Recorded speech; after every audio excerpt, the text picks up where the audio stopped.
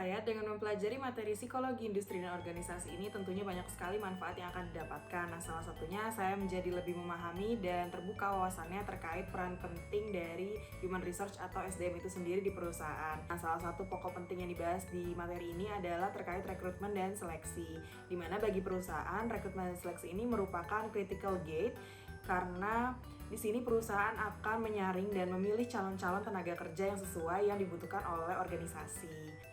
Selain itu, hal lain yang tak kalah penting untuk dibahas adalah terkait kompensasi, di mana pada materi ini saya semakin meyakini dan memahami terkait pentingnya kompensasi ini bagi karyawan dan perusahaan. Karena bagi perusahaan, kompensasi ini dapat mencerminkan sebagai suatu apresiasi yang diberikan perusahaan kepada karyawannya yang merupakan aset berharga bagi organisasi.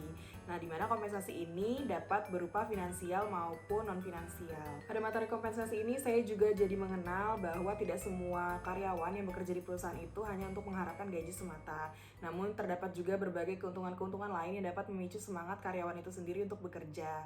Nah, namun perusahaan ini perlu tetap memikirkan kompensasi yang baik untuk karyawan sehingga dapat semakin memotivasi kinerja karyawan tersebut. Pentingnya belajar materi PW ya. Dengan mempelajari materi PIO, saya bisa lebih merasa bermotivasi dalam suatu pekerjaan sih. Apalagi setelah belajar banyak tentang PIO, kita diajari nih bagaimana pentingnya sebuah motivasi.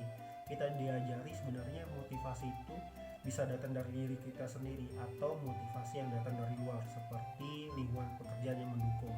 Jadi penting menentukan sumber motivasi kita. Bahkan setelah belajar PIO, saya pun tahu bahwa banyak perusahaan yang gagal karena tidak memahami pentingnya pengaruh motivasi kerja dengan kinerja karyawan.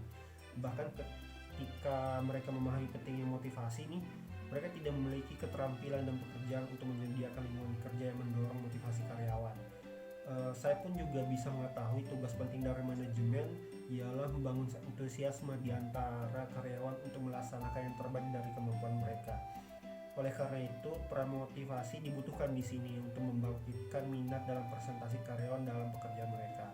Selain itu, seperti halnya motivasi, hal yang penting yang berkaitan dengan kinerja kita ialah stres kerja.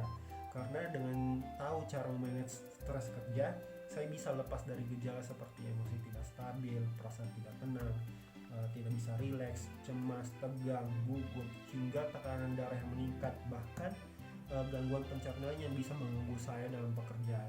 Itu sih pentingnya belajar PIO bagi saya. Setelah saya belajar psikologi industri selama 1 semester, saya mendapatkan banyak wawasan.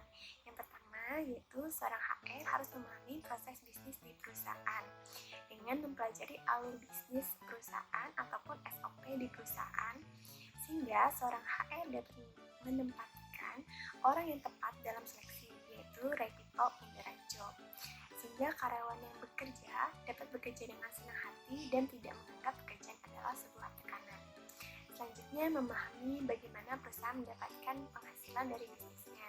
Hal ini ada HR dapat memberitahu kepada karyawan kontribusi apa yang harus mereka berikan kepada perusahaan. Selanjutnya yaitu tentang ergonomi. Seorang HR harus memahami tentang ergonomi. Ergonomi berkaitan dengan tempat kerja, pencahayaan, kebisingan, temperatur, dan penggunaan warna.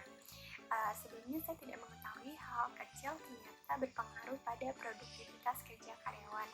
Misalnya kenyamanan kursi kerja, penempatan workstation, penggunaan laptop yang ergonomi, user interface seperti misalnya tombol merah untuk exit atau delete, tombol hijau untuk if atau OK. Ergonomi ini bermanfaat